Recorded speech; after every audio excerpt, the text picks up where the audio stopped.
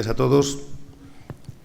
Es un placer abrir hoy esta segunda jornada del Congreso con la presencia del Padre Ángel y con el tema que nos ocupa. Ayer, y lo que queda del día de hoy, vamos a hablar de innovación, vamos a hablar de nuevas tecnologías, vamos a hablar de nuevas formas didácticas de acometer la educación, pero todo eso tendría muy poco sentido, sería verdaderamente poco humano si no está teñido de una transmisión de un código ético, de una forma de ser, de lo que llamamos valores, que es lo que puede dar verdadero sentido a nuestra tarea educativa, es lo que puede, como decía ayer el presidente de la Fundación, hacer que nuestros alumnos sean felices, vivan su vida con plenitud. Y para darnos pistas y sobre todo para marcarnos la importancia que tiene esta educación en valores, que es una verdadera apuesta de futuro, nadie mejor que la cara amable de los periódicos muchos días. Desgraciadamente, cuando uno abre la prensa se encuentra sucesos, se encuentra corrupción, se encuentra no sé cuántas cosas, y de vez en cuando te encuentras la cara de este asturiano universal, que incluso lo hemos reconocido con el Premio Príncipe de Asturias, la cara humana de una institución que nació muy pobremente en Asturias y que, como él recuerda muy bien, tuvo también sus comienzos en este colegio, ¿verdad? Y que ahora se extiende por todo el mundo, con la bandera de la solidaridad, del amor, de la justicia. Bien, pues eso es lo que vamos a pedirle al Padre Ángel hoy, que nos hable, que nos diga cómo podemos teñir nuestra educación de esta forma de hacer a nuestros alumnos verdaderamente humanos. Y para empezar, creo que nada mejor que un vídeo de presentación de la institución que el Padre Ángel preside. 1.500 millones de seres humanos viven con menos de €1 al día. Desde 1962 trabajamos por la integración social, de una manera especial por los más desfavorecidos, que son los niños y los mayores. 45.000 niños y adolescentes han pasado por nuestras casas de familia. Les preparamos para que no tengan miedo al futuro, facilitando a los más pequeños un hogar hasta su integración en una familia de acogida o de adopción. Le querrás más que a un hijo. En los países menos desarrollados construimos hogares y refugios destinados a los que están en situación de desamparo y a los que malviven en la calle. Gestionamos comunidades terapéuticas para drogodependientes, centros ocupacionales, talleres de formación profesional y atención a discapacitados. Hemos creado las casas cuna, que permiten a las madres en situación de precariedad poder trabajar sin dejar a sus hijos desatendidos. Y trabajamos también para acabar con la lacra en que se ha convertido la violencia doméstica, ofreciendo a las mujeres maltratadas hogares de acogida, atención jurídica especializada y un servicio telefónico de localización inmediata durante las 24 horas del día. La soledad causa muchas más muertes que el SIDA, que el cáncer, incluso que los accidentes de carretera. La mitad de los ancianos que residen en grandes ciudades dicen a quien quiera escucharles: estamos solos. Por eso, en 1995 creamos el teléfono dorado para dialogar con ellos. Desde entonces hemos recibido más de 7 millones de llamadas. Jamás comunicamos en los 35 países donde está Mensajeros de la Paz. Además, en nuestras residencias mixtas les damos el ambiente familiar que necesitan.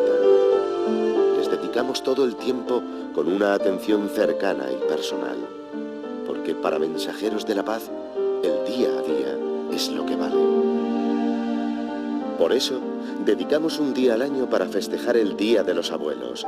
Se lo merecen.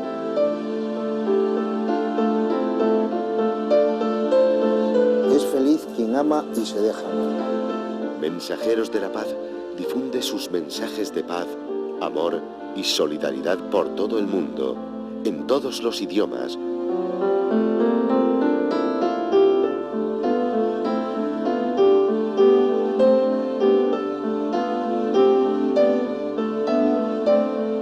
acabar con el hambre y lograr una mejor educación, sanidad y salud para los más desfavorecidos.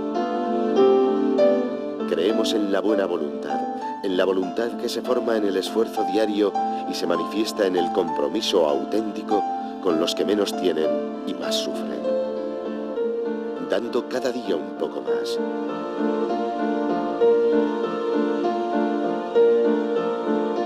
Saludo cordialmente a los niños de Irak atendidos en España por la Asociación Mensajeros de la Paz.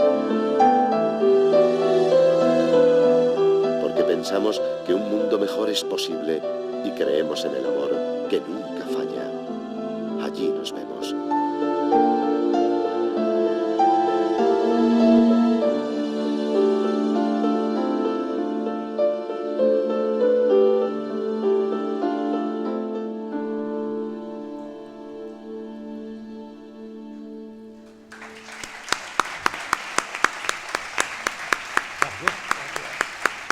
Bien, y uno de los sitios donde están trabajando ahora con mucha intensidad y con el que de alguna manera nosotros tenemos una pequeña conexión e intentamos poner nuestro grano de arena como colegio, incluso como congreso.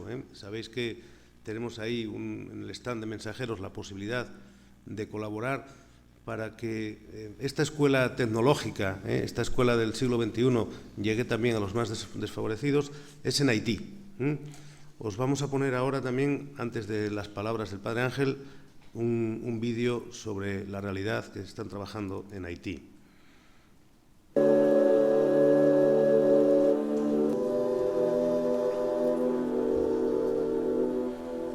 A pesar del trabajo, de la ayuda, de la solidaridad, las ruinas siguen ahí, como el recuerdo de una herida abierta que sigue sin cicatrizar. Por sus calles, merodeando por los rincones de la ciudad, siempre están ellos, desocupados, caminando de un lado a otro, siempre con un único propósito, el más importante: sobrevivir. Son el ejemplo más duro de la miseria que gobierna este país, la primera línea de una pobreza difícil de asimilar para quien vive en el otro lado del mundo. Allá afuera, a lo largo y ancho de Puerto Príncipe, miles de niños salen al paso de los coches, llevándose el pulgar a la boca pidiendo algo para beber. Tienen sed, pero ni siquiera tienen agua. Si la necesidad llega hasta ese extremo, es fácil deducir que tampoco existan colegios donde estudiar, y que muchos ni siquiera tengan una casa donde dormir. Su futuro es incierto, duro y, en el peor de los casos, improbable. Ellos son la imagen que mejor define la situación de un pueblo, sus urgencias, su pobreza, pero también la necesidad de un compromiso a largo plazo. Demilé es uno de esos niños, uno entre tantos, y desde hace año y medio ha pasado a formar parte de la familia de Mensajeros de la Paz, y también de ese gran reto que supone para todos la reconstrucción de Haití. 3 días después del terremoto del 12 de enero de 2010, coordinadores de nuestra ONG, encabezados por el Padre Ángel, aterrizaron en el país para tratar de prestar toda la ayuda posible a los heridos. Tras una primera evaluación de la situación, gracias a la respuesta masiva de la gente, pudimos llevar alimentos y medicamentos desde España. Pudimos coordinar los traslados de médicos a las zonas más afectadas y supervisar la evacuación de heridos al Hospital Darío Contreras de Santo Domingo, y posteriormente a El Refugio, una casa de acogida donde los heridos tuvieran ocasión de terminar la rehabilitación ante la masificación de los distintos centros médicos de la capital. Con Haití son ya 47 países en los que nuestra obra social desarrolla y coordina diferentes proyectos de ayuda internacional. A lo largo de los 50 años de vida de Mensajeros de la Paz, gran parte de nuestros esfuerzos se han concentrado en ayudar a los sectores de la población más vulnerables a la marginación. De esta manera, son numerosos los proyectos que en España y fuera de ella hemos dedicado a la infancia, a los mayores y a personas afectadas por diferentes minusvalías. En la línea de este compromiso, tras una primera toma de contacto con la realidad de Haití, apostamos por continuar en este país tan necesitado y buscar la manera de consolidar distintos proyectos, gracias, entre otros, a la colaboración de la periodista Ana Rosa Quintana. Muchos de los que estábamos allí comprendimos que no bastaba con dar respuesta a una situación puntual, había que prolongar la ayuda, por lo que decidimos concentrar una gran parte de nuestros esfuerzos en un área particularmente afectada por el terremoto, el sector de Tabar. El proyecto de apoyo integral a la comunidad comenzó con la construcción de una ciudad campamento en Tigalet para 65 familias, la instalación de una potabilizadora, la habilitación de una zona múltiple para diferentes usos y la alimentación mensual de 1.200 personas en el conjunto de esta misma comunidad. Al mismo tiempo se inauguró un centro polivalente en Tabar, que sirve de centro de día para mayores por la mañana y de sede para el programa de escolarización de menores llamada La Merienda por las tardes. La experiencia con los niños pronto comenzó a dar sus frutos. De los pocos que asistían los primeros días a la ludoteca de la Fundación Crecer Jugando y a las clases, gracias al boca a boca, el número se multiplicó rápidamente. Demilee no llegó hasta nosotros porque estuviera en una lista. Le llevó hasta allí la curiosidad, las ganas de jugar y también de aprender. Es un niño. Llegados a este punto, comenzamos a plantearnos una nueva línea de actuación en el país, el apoyo económico, logístico y humano a recursos ya existentes. De esta manera, hemos logrado impulsar en Fonds Parisien un proyecto de desarrollo integral de la comunidad, en colaboración con las Hermanas de la Caridad. Dentro de este plan, hemos conseguido construir una escuela, 2 comedores, llevar a cabo cursos de formación de profesionales, así como un programa de becas para niños en edad escolar. De manera inmediata, comenzarán a construirse un hospital, una nueva escuela y la instalación de una potabilizadora de agua. La granja avícola de autogestión, localizada en esta misma localidad, es ya un ejemplo de los programas sostenibles de desarrollo que han comenzado a proliferar en Haití. El conocimiento de la economía local y de sus modos de producción deben sentar las bases del plan de desarrollo del país, ciudad por ciudad, pueblo por pueblo. El envío de alimentos se ha ido sustituyendo por la compra de cabras y cerdos para 500 familias y la habilitación de espacios para el cultivo. Tenemos que ayudarles a salir adelante, pero el futuro siempre dependerá de ellos. Al mismo tiempo, nos hemos propuesto colaborar en la reconstrucción del psiquiátrico, gracias a la ayuda de las Hermanas Hospitalarias del Sagrado Corazón de Jesús. Y todos los meses se les hace llegar desde España la medicación que necesitan los pacientes de este psiquiátrico. En Saint-Marc, tras el brote de cólera, nos unimos a la respuesta internacional, con el envío de nuevos contingentes médicos, así como la organización de diferentes cursos de prevención sobre la enfermedad.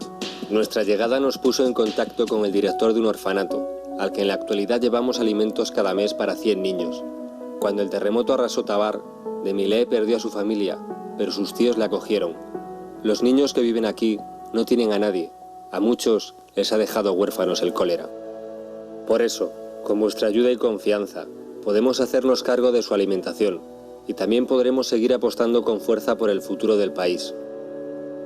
Debido a la gran demanda de ayuda, nos vemos obligados a seleccionar los proyectos a los que prestar apoyo. En la actualidad, hemos comenzado a colaborar en el orfanato de Adonai de Vallaguana, en la República Dominicana, donde la mayoría de los niños son haitianos. Por otra parte, también se prevé de manera inmediata la llegada de 50 niños a España para pasar reconocimiento y otros 9 con carácter de urgencia que serán intervenidos a su llegada dentro del proyecto de la Casa de la Paz. Por último, hemos emprendido, gracias a la colaboración de la Alianza de México, la construcción de un colegio para 250 alumnos, de los cuales 100 asistirán en régimen de internado. Sus instalaciones contarán con servicio médico, enfermería y un apoyo integral a las necesidades de todos estos niños. En el deseo de todos está que esa nueva generación sea capaz de afrontar con garantías la reconstrucción de su país. Y no nos cabe duda de que Demilee, que hoy apenas es un niño que ha perdido lo que más quería en el mundo, un día será uno de ellos.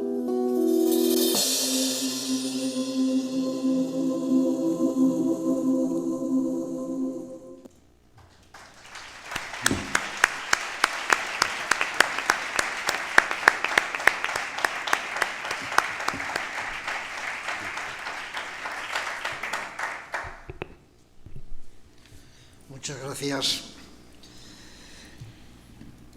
Yo quiero agradecer de una manera muy especial el que me hayan invitado a estar hoy aquí con ustedes.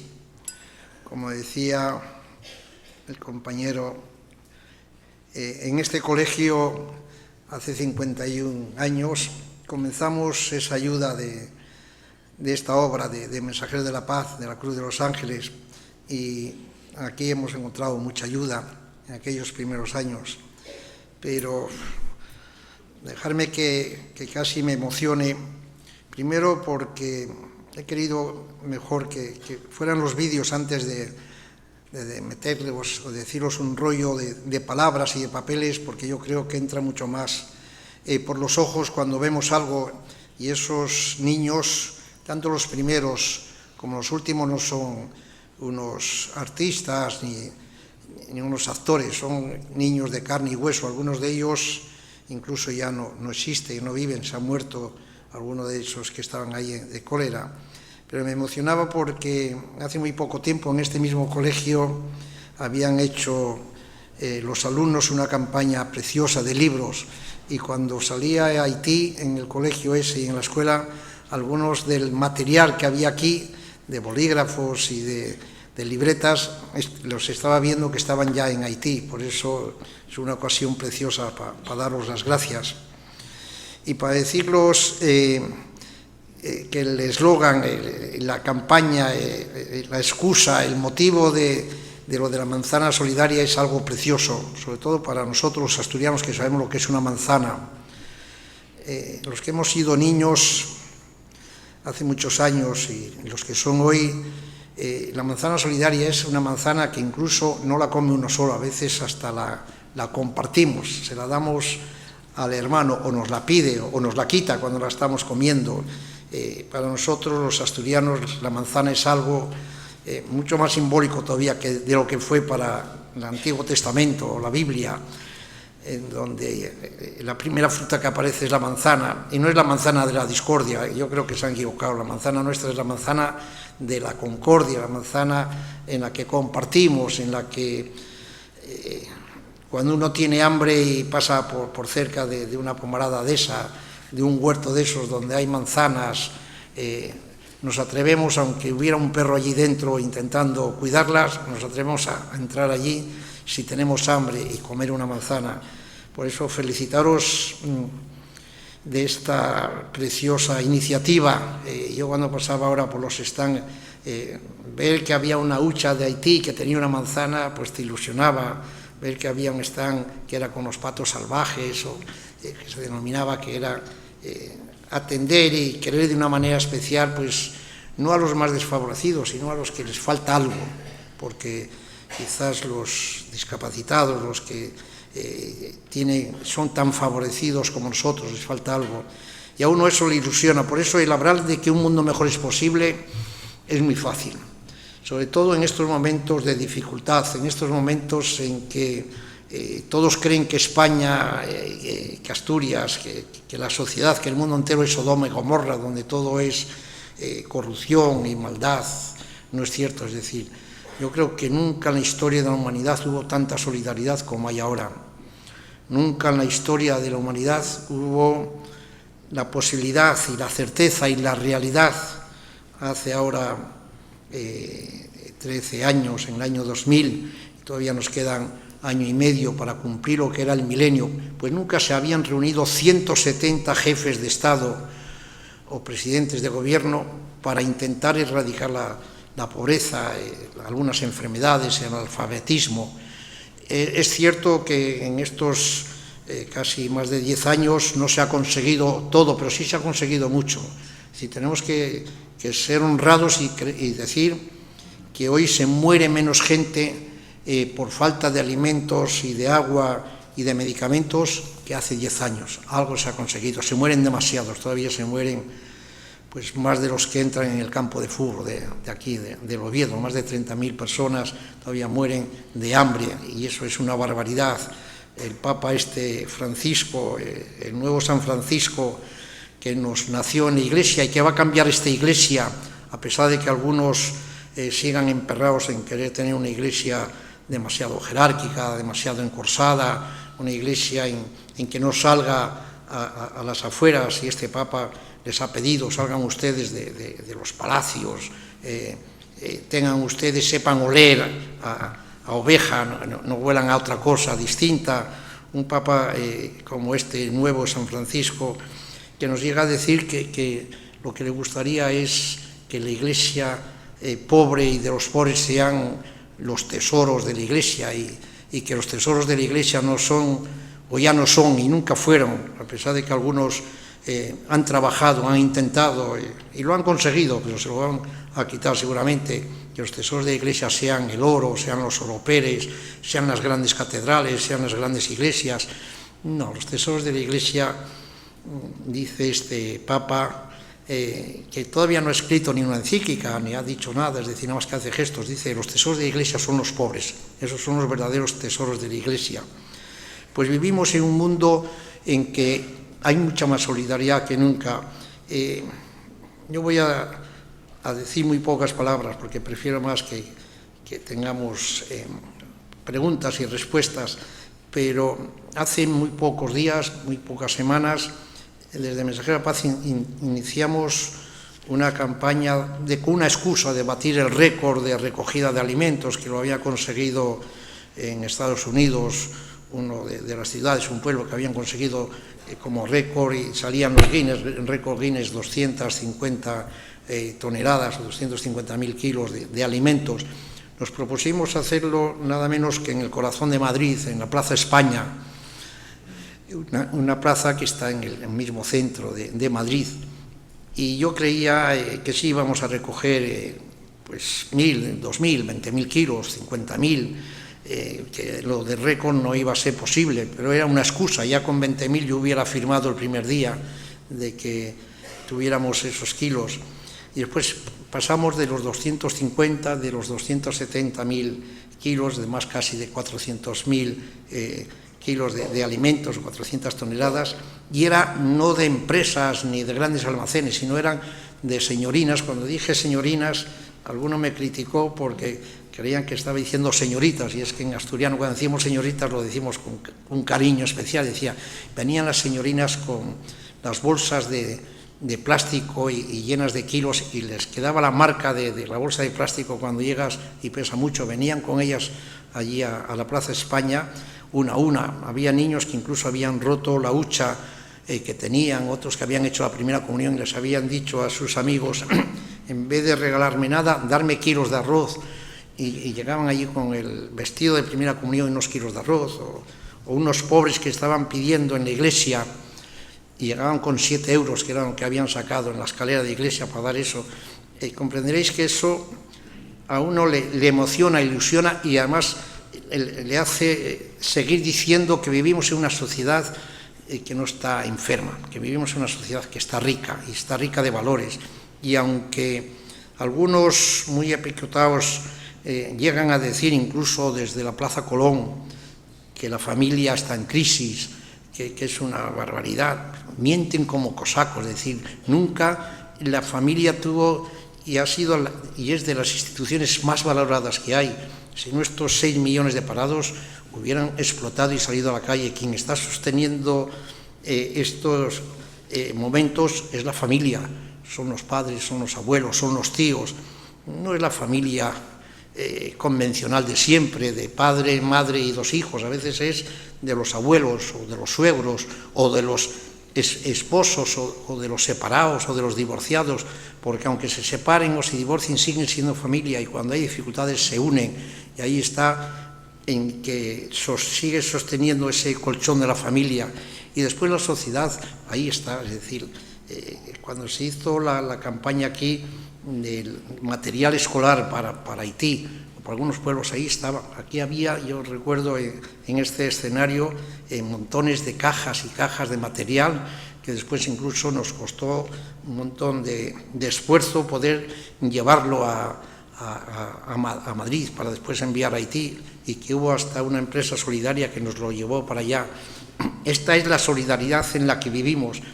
Y mirad, si algo hemos aprendido, y sobre todo si algo nos están enseñando, y ustedes, los que son profesores, están orgullosos de enseñar algo. Yo cuando entraba aquí me saludó una señora que está por ahí sentada, me dijo, quiero darle un beso, un abrazo, porque yo conocí a su madre, y su madre a mí me enseñó muchas cosas en un pueblo que estaba veraneando, y dije, a mí me enseñó más cosas mi madre. Es decir, lo que nosotros hemos aprendido, hemos mamado en la familia y en la escuela, en el colegio, es lo que nos queda. Y de lo que a veces están orgullosos los que sois maestros, sois profesores, es de que los alumnos sean generosos, sean solidarios, sean buenas personas. Y cuando alguien encuentra algún que fue alumno suyo y que hoy es ministro, director o profesor o algo, si es una buena persona, presume de él. Dice, es que ese lo tuve yo en clase. Y lo que no suelen presumir es de que haya encontrado a alguien que tenga muchos coches, muchos chalés. De eso no presumimos de tener entre nosotros, presumimos de tener gente que ha sido solidaria.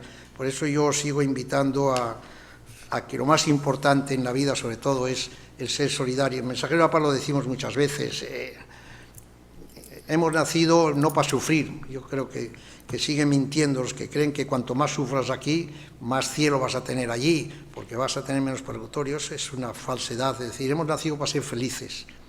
No solo los que creemos, o los que a veces dicen que no creen, pero creen más que nosotros, ser felices allá cuando nos muramos. Hemos nacido para ser felices aquí, en la tierra. Y la felicidad está en lo que palpamos en nuestra familia, en nuestra casa, que es en querer y en dejarnos querer. Cuando alguien hoy me preguntaba por uno de los pequeñines que había traído yo del Salvador, que le tuvieron que operar del cerebro, le abrieron la cabeza 2 veces, el doctor Cavadas hizo un gran milagro, me decía, ¿y cómo está José? Y yo, lo único que les supe decir a Pedro, dije yo, pues es la felicidad viviente, es un crío que se siente querido, es un crío que quiere a los demás. Cuando a los padres, cuando a vosotros, hijos o padres, os preguntan en la casa y cómo están, es decir, de lo que uno presume es de ser feliz, de llegar a casa y que en casa pues haya un poco de paz, de felicidad. Si vosotros observáis, los que a veces tenemos que viajar mucho y a veces te aburres en esos viajes de horas y horas en el avión o por carretera o en tren, pues si cerca de ti va un pequeñín de meses o de pocos años y va con él la mamá o el papá o el abuelo y le miras, es decir, la mirada que hay entre esa madre y ese bebé es una felicidad eterna, es decir, es algo de admirar, de cómo se miran los dos, de cómo intenta hacerle cosquillas para que se ría, es decir, hay un estudio hecho de que los niños suelen sonreír al día a veces 300 veces al día, mientras a veces las personas mayores no hemos sonreído ni 4 veces al día. Nosotros hemos nacido para ser felices y hemos nacido para hacer felices a los demás. Y cuando los demás tienen muchas preocupaciones, cuando los demás están mal, es decir, encontrar una mano amiga que te diga que te quiere o que te pregunte cómo estás o que pregunte por tu padre o por tu madre, es como una felicidad eterna. A mí, es decir, en estos 50 y muchos años ya de Mensajero de la Paz, en donde tenemos, pues, como veis en el vídeo, hogares, hay más de 45.000 niños que han pasado y que están con nosotros, y más de 20.000 personas mayores. Si a veces te preguntan, ¿y todo eso que ha hecho, qué es, o cuál es la anécdota, o cuál es el incidente que más ha presumido, o más ha visto, o más ha gozado de él, o más ha sufrido de él? A veces son las cosas más cotidianas del día, y yo os puedo contar 2 y casi termino con ello, porque ya que es Mensajero de la Paz, os lo he dicho, y qué es lo que yo deseo, el mensaje que quiero daros también, que es el que seamos solidarios unos con otros y que la manzana es el símbolo de ello. Y como anécdotas es una al principio de la vida de Mensajero de la Paz, acá en Oviedo, que era cuando nacimos. Nosotros nacimos porque los niños, hace 50 años, los que eran abandonados o los que no podían estar con sus papás por distintas razones, pues los llevaban a los internados, a protección de menores, a los hospicios. Y había un hospicio en lo que es hoy el Hotel Reconquista, en la que yo fui capellán de allí. Y allí había como 200, 500 niños con un mandilón azul, con el pelo cortado al cero, casi no tenían ni nombre, número. Y yo recuerdo que una de las primeras actuaciones que hice allí fue sacarlos de excursión y traerlos aquí al Monte Naranco. en fila, como venían todos. Y el director, que ya no vive, pues medio me amenazó y dijo, no volverán todos los niños. Entonces yo les metí en la capilla y dije, me juego el que no podamos salir más veces, espero que volváis todos. Y volvieron todos, por supuesto, allí. Pero a los pocos días dije, esto no puede ser, que los niños vivan 200, que no había, por supuesto, ni agua caliente, ni todo eso de calefacción o de aire acondicionado, como hay ahora en el Hotel Reconquista, con unas grandes alfombras que han cambiado todo de los pobres para los menos pobres. Y dijimos, vamos a hacer los hogares, casas de 7, 8 niños, que puedan ir a vivir 7 en cada casa, con una figura que fuera una especie de papá, y así empezamos esos primeros hogares. Cuando llevábamos como un año, me llaman de La Coruña que viene un niño que se llamaba Tinín, y que tenía 7 años y venía en los autobuses esos del Alsa, desde allí para acá ya estaban. Y yo le fui a esperar a la estación del Alsa, que estaba allá abajo, y cuando subí hacia la primera casa que tuvimos en Oviedo, cerca del seminario, le dije, ¿y qué es lo que más te ha gustado ahora que has llegado a Oviedo, de lo que has visto? Y me dijo él, pues, tenía 7 años, me dijo que me hubieras dado un beso al apearme del autobús. Y yo le dije, bueno, pues a las personas mayores se les da la mano y a los niños se les da un beso cuando se llega. Dice, es que a mí nunca nadie me dio un beso. A mí aquello me puso los pelos de punta, tenía yo 24, 25 años. Pensar que un niño con 7 años no hubiera recibido nunca un beso de nadie. Es decir, y que para él eso era pues lo más extraordinario. Y eso me marcó toda la vida. Es decir, os puedo decir que cuando me hablan, he estado en las guerras, en terremotos, me han muerto niños en los brazos del terremoto y eso te hunde, te duele el alma, te parte el corazón. Sin embargo, me ha dolido más todavía el ver que hay alguien que a veces le falta el calor o el cariño. Y como última anécdota, en Mensajeros de la Paz hemos empezado con hogares para personas mayores, residencias. Pues hace muy poco, estando en una residencia, pues les das y pasas por ahí, es decir, de esas visitas que a veces hacen a los que vienen, entre comillas, como jefes, y te quieren presentar o te quieren decir, no, salude usted a la gente. Y a mí eso me da mucha rabia, porque vas saludando y dices tú, ¿quién soy yo para saludar a esta gente? Pero bueno, como hay que hacer eso, les saludas. Y cuando llegué a una señora de más de 90 años, muy bien con la cabeza, un pelo blanco, peinada, preciosa, la recuerdo como si fuera ahora mismo, pues al acercarme, en vez de darle la mano, fui y le di un beso en la frente, que es lo que a veces da. Y me dice, hace tanto tiempo que nadie me da un beso. Era una señora que tenía hijos, que tenía nietos, que tenía familiares, que no le van a ver. Eso, es decir, es esta sociedad nuestra, en la que tenemos de todo. Esta señorina tenía de todo, es decir, estaba bien, tenía la cabeza muy bien, pero le faltaba algo. Las personas mayores, la Madre Teresa de Calcuta, con la que tuve la oportunidad de estar con ella y de vivir y convivir y a veces de discutir cosas en las que no estábamos de acuerdo los dos, pero ella tenía una cosa preciosa y decía que la soledad mata más personas, muere más gente por culpa de estar solos, de no querer vivir, que los accidentes de carretera o de cáncer que pueda haber, y tiene una razón, muere mucha más gente de soledad que eso. Y ella decía que además la soledad se puede curar, no hace falta, ni tiene nada que ver cuando llegan gobiernos que nos recortan tantos recortes sociales y nos quitan pues medicamentos o te los hacen pagar o te los ponen en tela de juicio. La soledad se puede curar solo pues con una llamada de teléfono, con una compañía, con algo de eso. Y eso lo hemos aprendido los que vivimos en esta sociedad en donde a veces el pedir alimentos o pedir dinero pues es bastante fácil. El pedir que la gente se quiera, el pedir que la gente se acuerde de los demás, el constatar, y termino para deciros lo precioso que es vivir en una sociedad como la nuestra, pero no solo la de España, ni solo la de Asturias, es decir, la sociedad, el mundo entero en sí es mucho más solidario, aunque a veces se peleen. Quizás, es decir, tenemos todavía que exigirle más a los políticos, pero vivir en una sociedad en donde cuando se hizo, por ejemplo, la campaña esta del récord Guinness de comida, de alimentos, que se sacaron muchas toneladas de alimentos, hoy todavía, como fruto de esa campaña, hay un montón de gente que cuando va a hacer la compra al Carrefour o a los grandes almacenes, compra para ella y deja algo para los que no tiene nadie. O algunos empieza a haber una cultura que la gente compra y después llega a su casa y dice, la vecina del tercero, yo sé que lo está pasando mal, pero como no la quiero ofender, le digo, mire, fui a la compra y he encontrado este pescado que le traigo por si lo quiere, o estos 2 kilos de arroz que quise comprar porque ya me sobra a mí, si los quiere usted, y se los deja ahí a la puerta.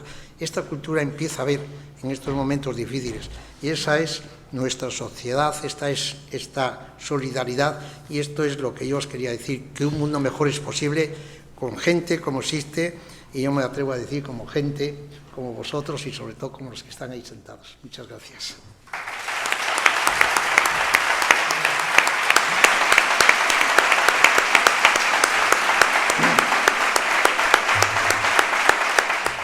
Bueno, pues vamos ya, devuelvo el micrófono, muchas gracias por la gentileza. Decíamos, la primera de las preguntas que nos llega de alguna de las personas que están aquí es comunidad educativa, hoy el aforo y el foro que tenemos con nosotros. ¿Qué puede aportar, dice, un centro educativo a la comunidad que le rodea, desde su perspectiva, desde su óptica solidaria y social? Yo creo que contagiar, de verdad, un centro educativo como este, contagiar a la sociedad, contagiar a sus propios padres o a la familia es lo mejor que puede contribuir, es decir, y sobre todo pensar que somos unos privilegiados, que ustedes, los que están ahí sentados y los profesores, somos unos privilegiados porque cuánta gente hay que no tiene las opciones o las oportunidades que tenemos nosotros de hacer un mundo todavía mejor, y desde luego desde la cátedra o desde el puesto de profesor o incluso de estudiar, es decir, el bien que uno puede hacer, y no lo sabe bien hasta que a veces no llega a tener muchos años. Cuando uno tiene muchos años dice, ¿por qué no habré yo aprovechado más el tiempo, no para hacer dinero, no para tener un coche mejor, sino para haber hecho más por la gente? Y yo creo que somos unos privilegiados y tienen que aprovechar este privilegio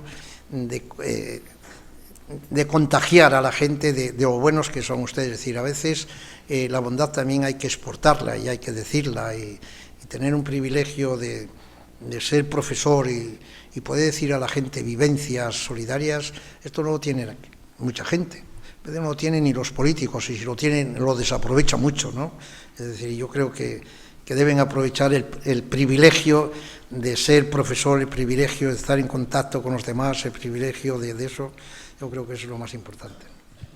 En la misma línea también va, quizás con un toque mucho más amplio, ¿cuál es el papel de la educación en ese mundo mejor, en esa posibilidad de un mundo mejor? ¿Qué papel juega la educación para ser más solidarios, para ser mejores en definitiva, para colaborar y ayudar más a los que más nos necesitan?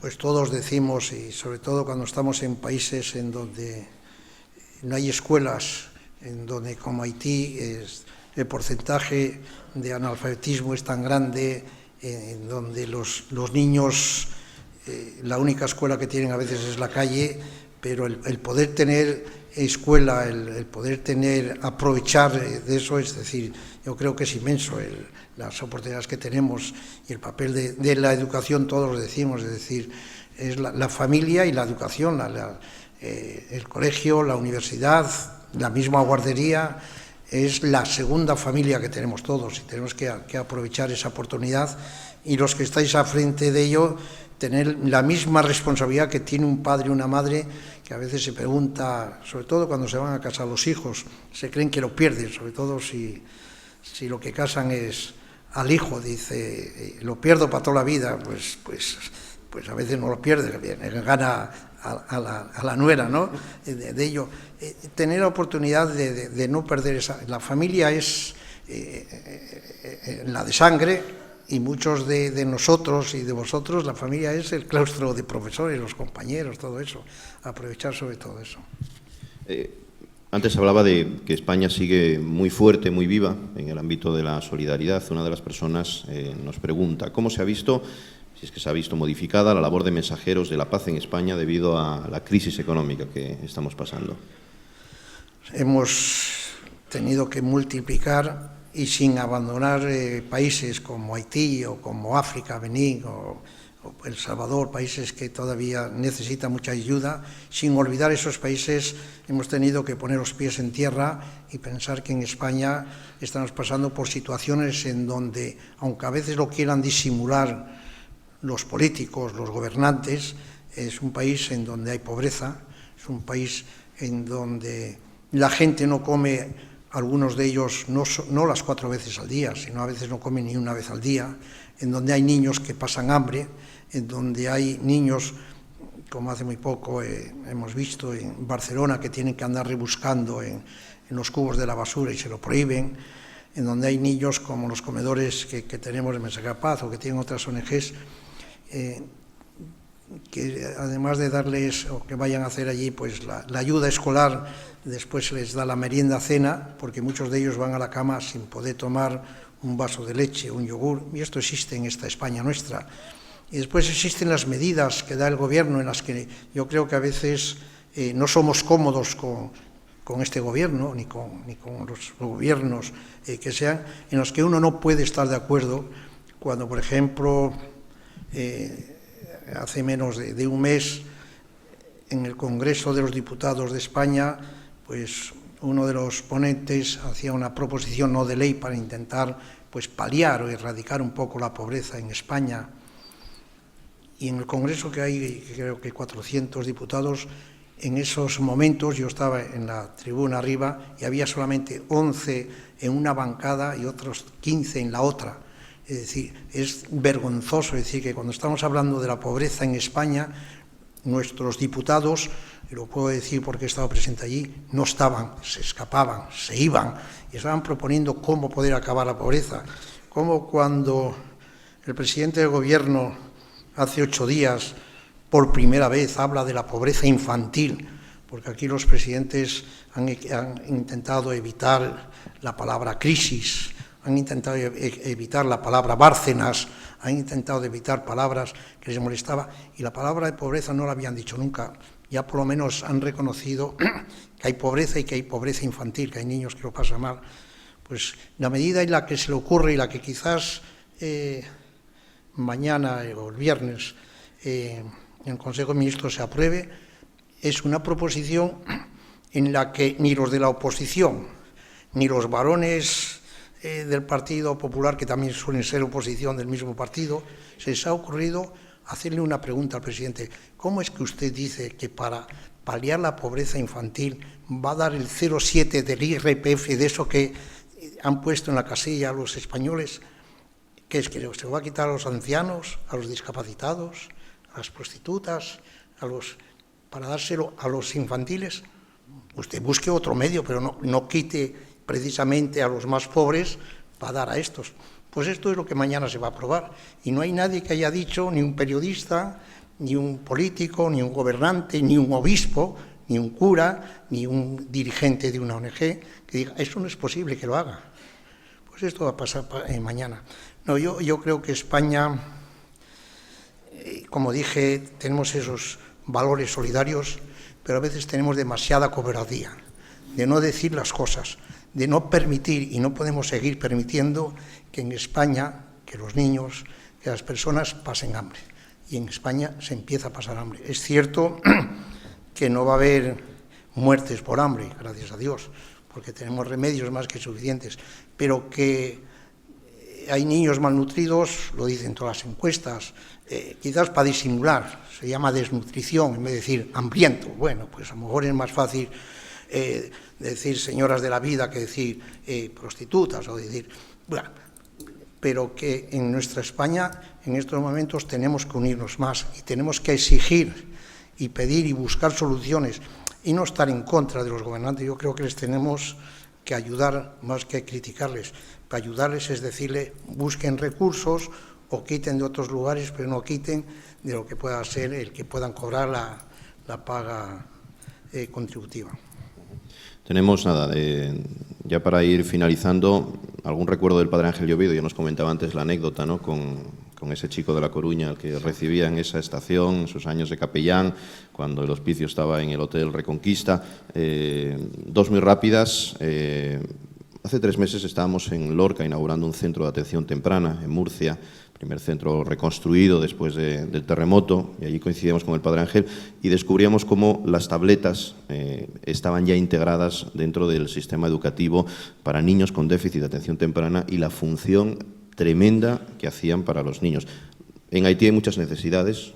La imagen vale más que 1000 palabras, nunca mejor dicho, pero pregunta uno de los presentes por qué tabletas, por qué tablets para Haití, qué función podrían tener dentro de las 1000 necesidades que seguro que tiene este país. Quizás porque es uno de los elementos en que hoy están en la vida, en la historia. Es decir, ayer había una fundación que hicieron un jardín precioso en la terraza del Hospital de La Paz, donde yo estuve, y esa fundación nos había dado un montón de tabletas para llevar a Haití. Es decir, tabletas que, como no hay luz, nos daban con pilas, y algunas de ellas incluso solares, para poder, porque yo creo que la globalización, que es una palabrota que nos hemos inventado, sigue siendo verdad que los elementos informáticos, a quien más bien han hecho y a los que está haciendo mucho bien es a estos países de tercer mundo, en los que no entrarían en el mundo y que gracias a estos métodos, por eso hoy cuando recorría los stands y había algunos de estos de informática, en los que uno se alegraba porque decía, a quien van a hacer bien también esto es, sin duda alguna, a los que no han conocido pues ni la pizarra y el pizarrín ni el lápiz, pero han conocido lo que son los elementos estos, y por eso es de agradecer y seguir diciendo que dentro de la solidaridad, la globalización nos ayuda a ser más hermanos entre todos. Hoy es muy difícil que nos peguemos entre nosotros, es muy difícil que vuelva a haber guerras. Es decir, puede haber algún país en el que intente pelearse con otro, pero que haya una guerra como la de Irak, en donde se hayan unido pues casi 70 países para ir allí a matar. Porque ir a poner paz han ido a quitar al dictador, que lo podían haber quitado él solo, pero no quitar tantas vidas de muerte. Hoy no va a existir eso. Es decir, si alguien proclama una guerra, el Bush o el Obama de turno, que no crea que le van a acompañar tantos países y le van a apoyar en esa guerra. Ya las últimas, para ir concluyendo. ¿Cómo podríamos, dice una de las personas, hacer una labor de voluntariado en su organización como maestros o maestras, en función también de lo que pueda necesitar? Y también aporta pues una reflexión para el Padre, si con su proximidad también con ese Papa San Francisco, como lo llama el Padre Ángel, invertiría algo de ese oro que usted comentaba también en los que más lo necesitan. Bueno, el voluntariado a través de los colegios, yo creo que en todos los colegios, gracias a Dios, existe ya el voluntariado. Existen personas que trabajan con ONGs cercanas o lejos, estudiantes que quieren ir a invertir sus vacaciones en países de fuera ayudando a los demás. Eso está a flor del día. Yo creo que la solidaridad la tenemos a flor de piel, cada uno de nosotros. Y en cuanto al Papa, de que se ha de invertir, yo creo que en estos 100 y pico días que lleva de Papa nos ha dicho las cosas muy claras. Una de las cosas que dijo es San Pedro no tenía cuenta en el banco. Cuando quiso reformar el banco, quiere hacer.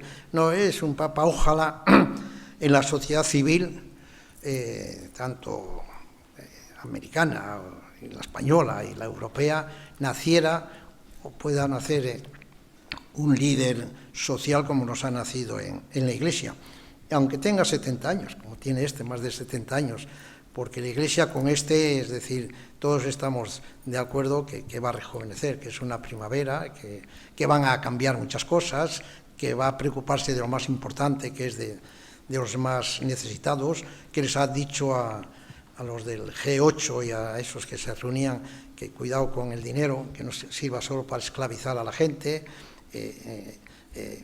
va a cambiar muchas cosas. Y yo no sé si él va a vender o va a destinar cosas de las que tenga, pero lo que sí ha hecho es que este Papa, como una anécdota que les puedo contar, yo estuve a los 3 días de ser Papa ahí, pero una de las anécdotas que sale ahora, el último libro del domingo que salió, Pecado y Corrupción, en donde me pidieron hacer un prólogo, donde él mismo dice: el pecado se puede perdonar, el pecador se siente pecador y pide perdón, la corrupción no se puede perdonar, la corrupción hay que curarla.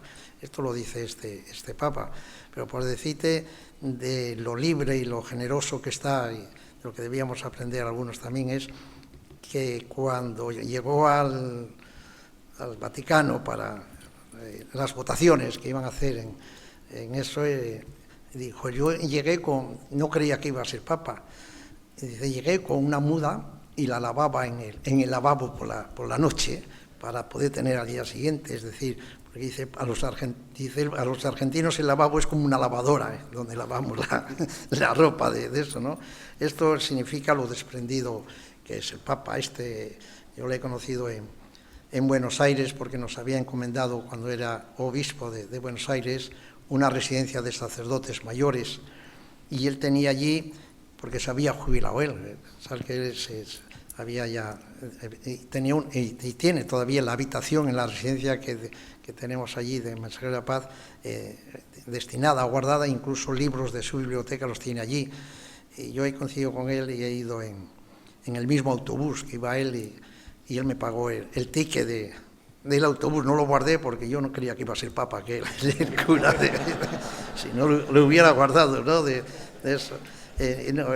Es decir, la Iglesia va a rejuvenecer, está rejuveneciendo, y la esperanza que tenemos los que vivimos en una sociedad es que con ayer la dimisión del Griñán, mañana será la de Pepe, la de Juan, la de Palote, todos esos, creemos que no hay nadie que va a poder ilusionarnos, emocionarnos como este Papa nos ha ilusionado. Seguro que nacerá alguien, es decir, o si no ha nacido o está aquí todavía con 20 o 30 años, pues algún día será un presidente de esto, ¿no? Bueno, de todas maneras supongo que tendrá la llave todavía de la habitación de Mensajeros en Buenos Aires, y si hay efectos personales los pueda utilizar para subastas solidarias, fines simplemente sociales para... Me estás dando ideas, ¿eh? Bueno, se las prestamos, pero juraremos no haberlo dicho nunca, de todas maneras, ahora que no nos escucha nadie. Nada, ya para finalizar, padre, yo le voy a hacer entrega. Han enviado no una pregunta, sí una reflexión muy bonita, muy humana. Habla de personas, sobre todo del aplauso para su asociación, del poder de la sonrisa de un niño, personas que han vivido esa experiencia. Habla también de que estamos en una época de esperanza, de una oportunidad, evidentemente, para seguir creciendo, y que mientras hay amor hay esperanza, porque el amor no cuesta dinero. Yo creo que es una reflexión que podríamos compartir, pero el fondo de esta va en esta dirección, hablando de los tiempos de crisis, que evidentemente puede ser una esperanza, sin duda, trabajar y colaborar de la mano de organizaciones como Mensajeros. Es una de las personas del público que nos las ha facilitado. Muchas gracias. Llegamos ya al punto y final. Podríamos seguir hablando y escuchando, sobre todo, durante mucho tiempo, al Padre Ángel, porque su vida es un sinfín de experiencias, de anécdotas, pero, como decía anteriormente, de sensaciones, que es lo que más fuerte puede transmitir una persona. Antes de finalizar y de dar paso ya al siguiente conferenciante, que se encuentra ya con nosotros, se quería hacer entrega de la Paloma de la Paz a la Comisión del Voluntariado, aprovechando también la presencia del Padre Ángel. Las palomas son las palomas que entrega el Padre allí donde va, y que resume sin duda también ese espíritu libre que tiene la paloma de ayuda a los demás, con lo que las personas de la comisión, o la persona que en este caso ya está accediendo, pues va a proceder a hacer la entrega el Padre a la Comisión del Voluntariado de esta Paloma de la Paz.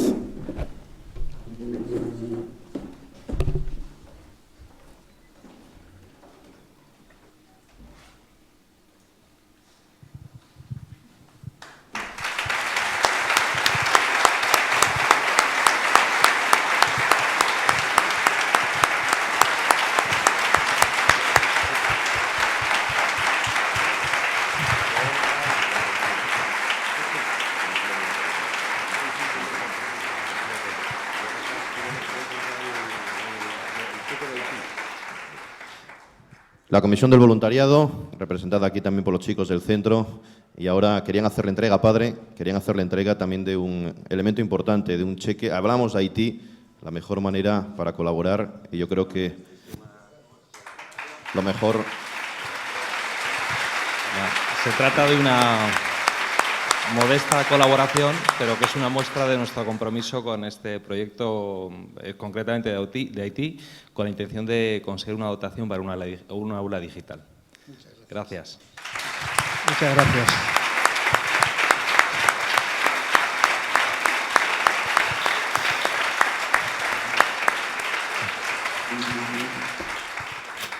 Sí, yo quiero terminar con unas frases del Papa este bueno de los pobres, que el día, a los 3 días estaba lleno de periodistas, como están ustedes aquí, estábamos allí en un salón, y es la primera vez que vi yo a un papa, nunca ni un papa, ni un obispo, ni un cura hizo una bendición como la de él, que sin hacer la señal de la cruz, los papas y los obispos hacen 3 veces con la mano la señal de la cruz, no sé qué, les dijo lo siguiente: como aquí hay muchos que creen y algunos que a lo mejor no creen, pero son todos hijos de Dios, yo pido la bendición de Dios para todos ustedes. Pues yo hago lo mismo, para todos ustedes, crean o no crean, pido la bendición de Dios. Les doy las gracias.